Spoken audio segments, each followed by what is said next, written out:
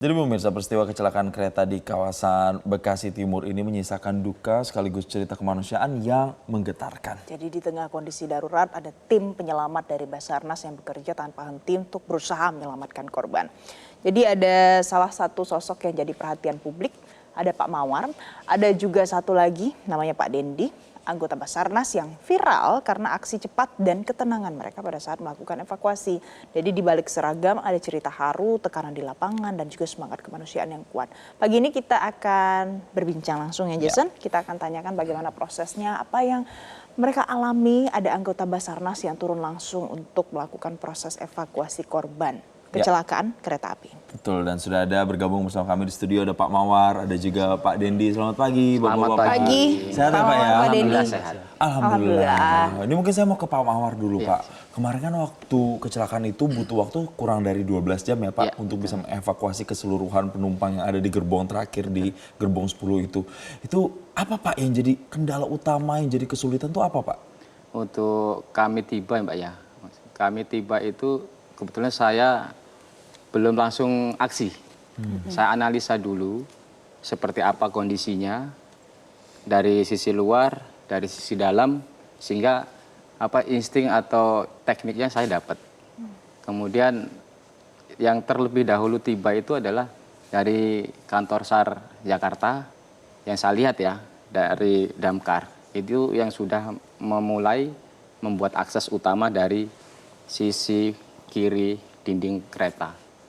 Kebetulan saya kan dari Jakarta, kebetulan saya itu dari bantuan ya, diperbantukan untuk membantu tim Jakarta ini. Saya dari Basarnas Special Group, tim khususnya Basarnas yang berada di kantor pusat. Sehingga perjalanan saya itu ya agak lumayan panjang. Oke. Oh, jadi perjalanan dari Kemayoran ya Kemayoran, berarti betul. ya untuk bisa menuju ke Bekasi Timur. Betul. Tapi mungkin Pak Dendi bisa cerita. Jadi dari pertama kali ada informasi kalau ini butuh pertolongan bantuan sampai kemudian tiba ke sana, itu butuh waktu berapa lama sih? Durasinya berapa lama sampai ke sana? Kalau di perjalanan itu durasi sekitar 45 sampai 50 menitan. Itu itu yang paling cepat yang bisa dilakukan. Paling cepat yang bisa dilakukan. Cuman dari kita terima info, kita dikabarkan dari info dari BCC, diinfokan ke tim-tim BSG, itu teman-teman Mas Mawar ini kan tim pertama yang persiapan. Mas Mawar persiapan seluruh APD perlengkapan, tim yang nggak berangkat menyiapkan peralatan yang mau dibawa. Jadi kita tuh persiapan kurang lebih sekitar 10 menitan, 15 menit baru kita langsung jalan ke stasiun lokasi. Begitu sampai di lokasi ngelihat sudah seperti itu kondisinya, bisa diceritakan nggak Pak Dendi itu kondisi korbannya itu pada saat itu seperti apa? Karena kan dari gerbong panjang kemudian ditabrak itu kan pasti jadi ada penyempitan begitu kan Pak? Itu gimana sih Pak kondisi mereka di dalam gerbong itu Pak? Iya. Jadi dari sepanjang gerbong satu komuter itu kita cuma tersisa sekitar 4 meter, 3 meteran. Jadi semua ujung dari belakang itu terhimpit masuk ke dalam. Sampai si loko yang ibaratnya satu space habis masuk di dalam komuter itu. Loko ini loko Argo Bromo ya. Argo Bromo Anggrek itu. Jadi yang awalnya posisi kursi itu ada kan dia Saling menyamping ya, saling berhadapan dari sisi terjauh ya. Itu sampai posisinya langsung dia berhadapan-hadapan. Jadi langsung kayak terlipat semua jadi satu. Nah itu ketika saya datang di lokasi, posisi masih crowded semuanya karena banyak teman-teman dari kantor SAR Jakarta dan juga Damkar evakuasi. Baru Mas Mawar tim pertama yang datang itu melakukan asesmen kira-kira dari mana sih jalur yang bisa diakses untuk membuka jepitan si korban yang, karena prioritas kita itu korban yang kita lihat di situ ada 5 yang selamat itu dulu. Oke, Pak Mawar, jadi saat melihat ada 5 korban selamat yang menjadi prioritas utama, pada saat itu apa yang kemudian harus pertama kali dilakukan untuk mempercepatnya? Ya, kami kan memiliki tim yang jumlahnya sekian Mbak ya. Kami ada dan tim, kemudian kami kumpulkan dulu untuk diskusi seperti apa. Karena kita juga kerja tim, kita juga memegang alat itu tidak sendiri. Sehingga ada lebih dari 1 orang. Kemudian untuk keputusan kita lanjutkan dari tim Jakarta sama Damkar, buka akses. Saya asumsikan di situ, mungkin di sini bisa. Ternyata setelah terbuka dinding kereta, itu sangat sulit. Justru lebih sulit. Kemudian yang plan B-nya, saya naik ke dalam. Saya ke dalam, kemudian melihat dulu Kemudian saya terus naik Mbak, melihat kondisi di atas itu kan posisi puing itu menumpuk, jadi menumpuk ke atas, mendekati dinding atau plafon kereta. Sehingga saya naik, saya lihat di situ ada korban meninggal yang menimpa kaki korban yang masih hidup. Sehingga kita kesulitan untuk akses korban yang hidup. Karena prioritas kami adalah korban yang hidup terlebih dahulu sebenarnya. Tapi tidak menutup kemungkinan kita harus mengevakuasi terlebih dahulu korban yang meninggal. Karena apa? Karena menutup bagian gitu ya, Pak, ya. bagian kaki yang terjepit. Oke. Pak Mawar, tapi ketika melihat langsung kondisi mereka, para korban yang ada di dalam gerbong kereta itu Pak, tadi sebelum kita live sempat berbincang juga, mungkin Bapak bisa share juga, ketika berusaha dibuka begitu akses jalannya, itu kan korbannya bahkan sampai merintih kesakitan gitu Pak. Betul. Tapi bagaimana tim dari Basarnas pada saat itu memastikan mereka juga bisa, rasa sakitnya bisa dikurangi, tapi kemudian jalannya, aksesnya itu bisa dibuka tuh gimana Pak menyeimbangkannya pada saat itu Pak? Ya, betul sekali. Untuk peralatan memang yang kami gunakan adalah peralatan ekstrikasi namanya Mas. Untuk membuka, memotong, dan menjepit.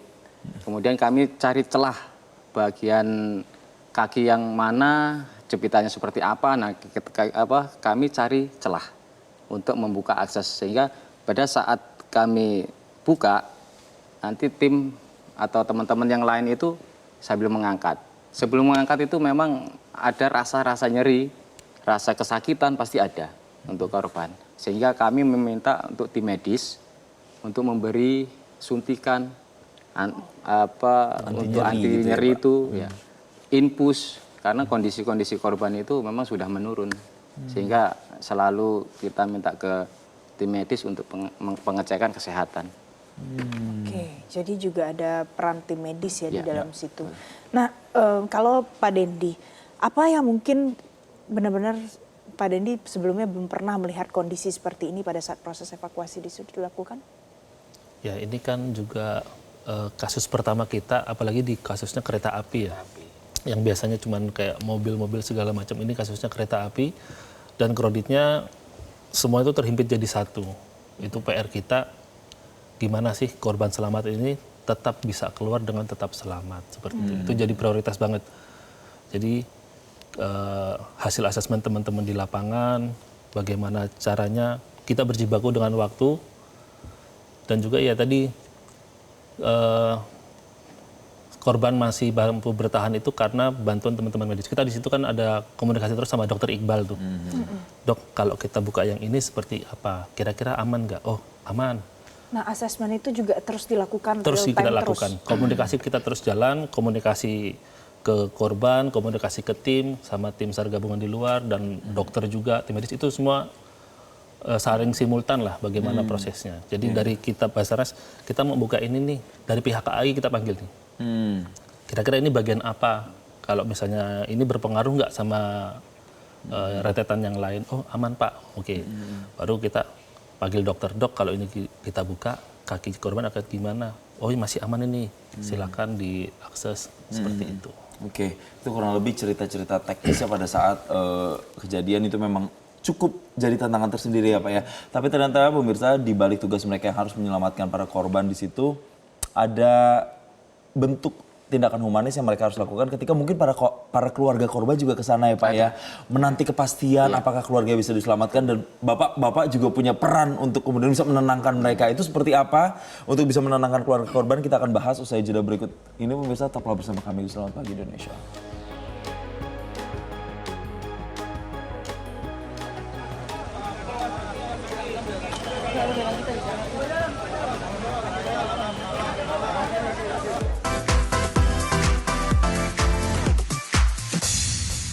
Anda kembali bersama kami di Selamat Pagi Indonesia. Saya mau kembali lagi ke, mungkin bisa Pak Mawar atau Mas Dendi nanti bisa cerita. Mungkin ke Pak Mawar dulu. Ketika menghadapi situasi seperti itu, harus nyelamatin korban segala macam. Kan pasti ada keluarga-keluarga yang menunggu dengan penuh harap gitu ya Pak ya. Di sana ya ada mungkin ayahnya atau istrinya atau mungkin anaknya datang langsung. Bapak waktu itu merespon mereka, mungkin mereka juga ada yang nangis-nangis juga di sana. Itu bagaimana Pak? Untuk keluarga korban pasti ada tim yang di luar Mbak ya. Mas. Untuk yang menenangkan supaya tetap tenang agar yang korbannya ini tidak dramatis lah, tidak terganggu konsentrasinya atau kesadarannya. Sehingga setelah kami lakukan treatment ke korban, ya alhamdulillah korban ini tetap stabil dengan penanganan medis sehingga bisa bertahan sampai selesai evakuasi. Oke, jadi diusahakan kondisi korban ini tetap stabil. Tetap stabil. Sampai itu kan selesai kurang dari 12 jam ya Mas Iya. ya. Nah, di situ pasti panas kan? Karena banyak sekali orang yang menumpuk-numpuk, itu gerbong cuma jadi sekitar 3 meter aja. Iya. Gimana sih caranya supaya menjaga sirkulasi udara itu tetap ada di situ supaya korbannya tetap stabil? Ya, kebetulan gerbong itu kan sempit dan banyak juga potensi-potensi dari TNI Polri, BNPB, BPBD itu banyak sekali. Kemudian alhamdulillah juga dari damkar itu membawa blower, Mbak. Blower besar sehingga udara itu dapat asup dari luar. Nah, di situ yang mengurangi panas di dalam ruangan. Sehingga kami pun kerja udah keringatan, badan penuh keringat, baju basah itu masih enak untuk kerja karena sirkulasi udaranya lancar. Oke, supaya biar bisa kerjanya lebih optimal juga begitu ya, maksimalkan. Nah, ke Mas Dendi lagi, sama sih pertanyaannya sama Pak Mawar tadi, kalau ngelihat ada keluarga di sana, bisa diceritakan Mas, itu psikologis keluarga pada saat itu seperti apa sih Mas? Apakah mereka mungkin ada yang duduk lemas, atau panik, atau nangis, atau seperti apa Mas yang Mas lihat? Itu kan kebetulan posisi pas di luar tuh. Saya kan sebagai runner di situ. Jadi waktu itu ada kalau nggak salah bapaknya atau suaminya datang, itu kan dia memang agak nangis, agak sedih juga. Cuman kan karena posisinya itu adalah mungkin bapak atau ibu, bapak atau suami, dia harus tetap tegar gitu ya. Memang saya ngelihat dari raut wajahnya itu memang sedikit agak panik pastinya. Tapi nanti sedikit coba silakan didatengin komunikasi, saya bilang seperti itu. Datang baru untuk ngasih semangat gitu kepada anaknya gitu. Tetap semangat ya, sambil dipegang tangannya, digenggam. Pas sudah selesai itu, pas balik lagi, kita coba akses lagi. Dia balik lagi, dia nunggu di tangga peron situ. Dia ngeliat dari jauh, kita kasih dia lokasi di situ biar dia bisa ngelihat proses kita untuk evakuasi anaknya. Oke, tapi ada nggak ya mungkin berusaha untuk saya masih mau coba masuk, saya mau lihat anak saya, keluarga saya di situ?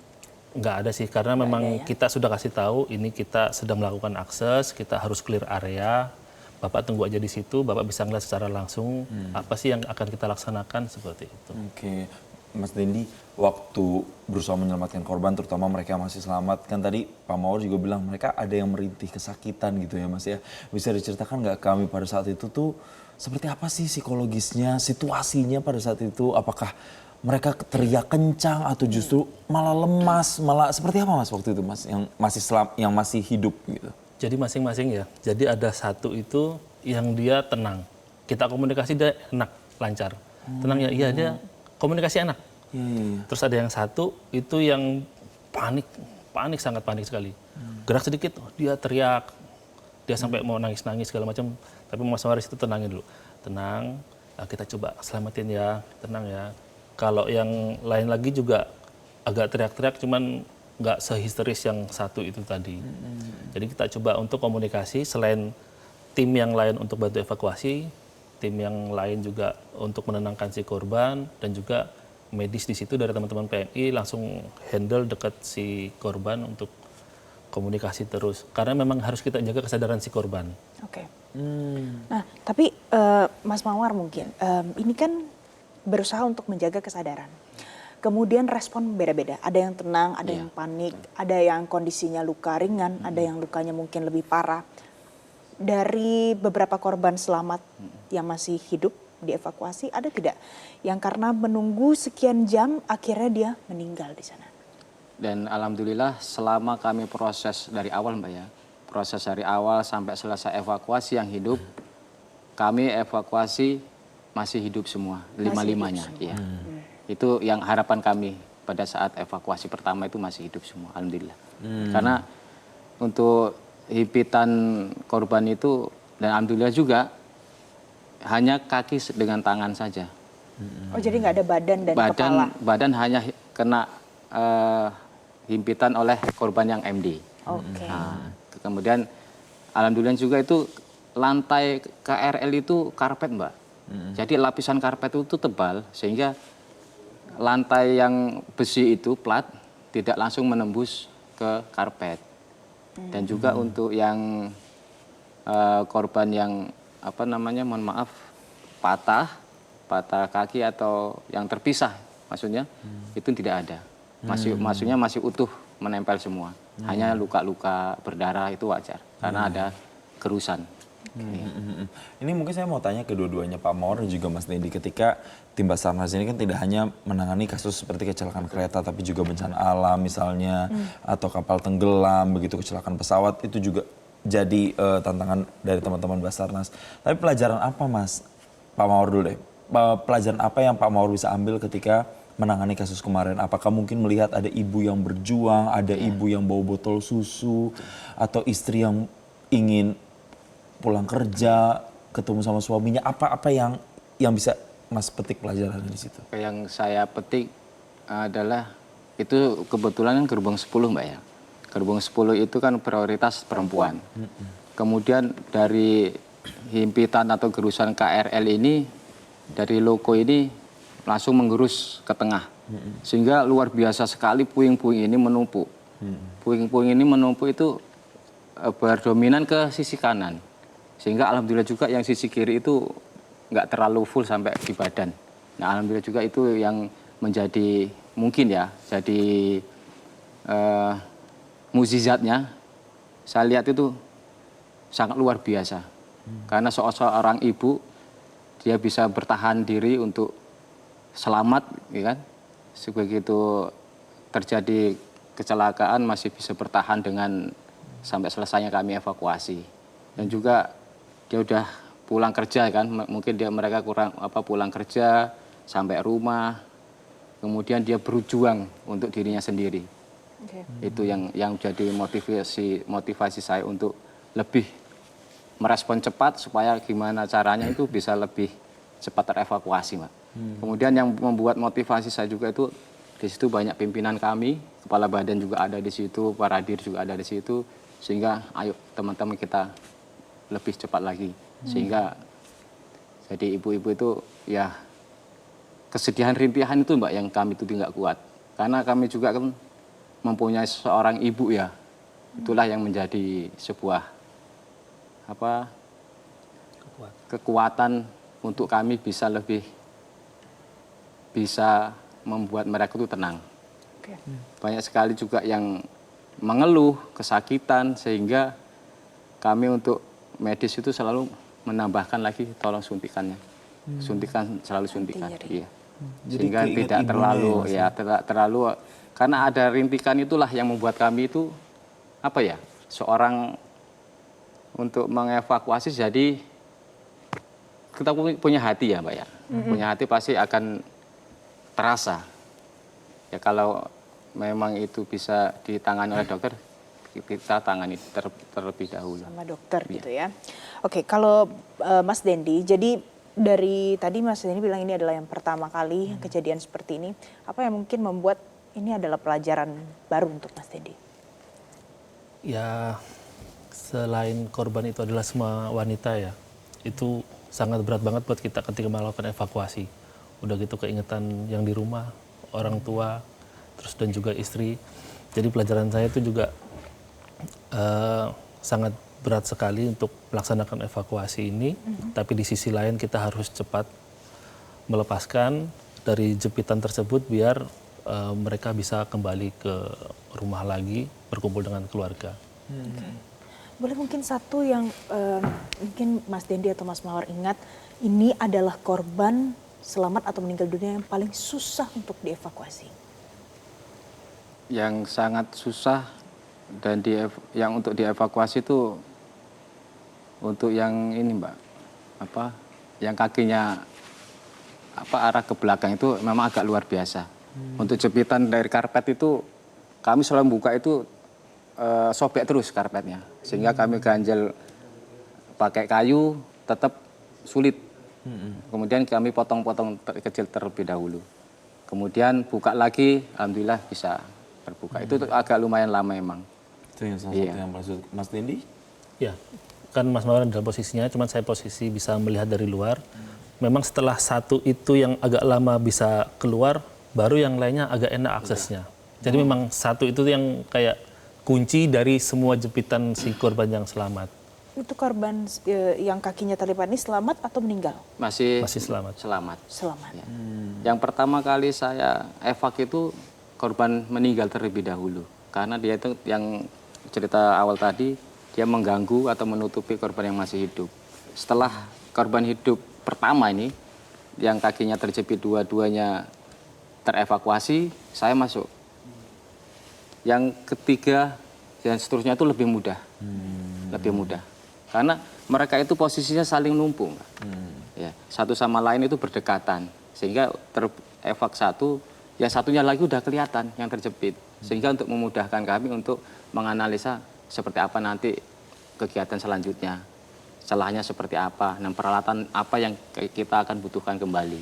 Ya, lebih cepat ketahuan. Lebih cepat, gitu iya. ya. Oke, ini semoga cerita ini tentu banyak sekali pelajarannya. Banyak sekali pelajaran. Kita jadi lebih menghargai keluarga kita, ibu kita, istri, mungkin juga anak juga. Jadi semoga dengan ada kejadian ini ada hikmahnya juga. Insya Allah. Terima kasih juga buat Pak Mawar, Pak Dendi yang berdedikasi begitu luar biasa pada saat kejadian kemarin. Bahkan banyak yang sebut kalian pahlawan. Jadi sekali lagi terima kasih. Terima kasih Pak Mawar, terima kasih Mas Dendi. Terima kasih Pak Mawar, terima kasih Pak Dendi. Jelajahi cara baru mendapatkan informasi. Download Metro TV Extend sekarang.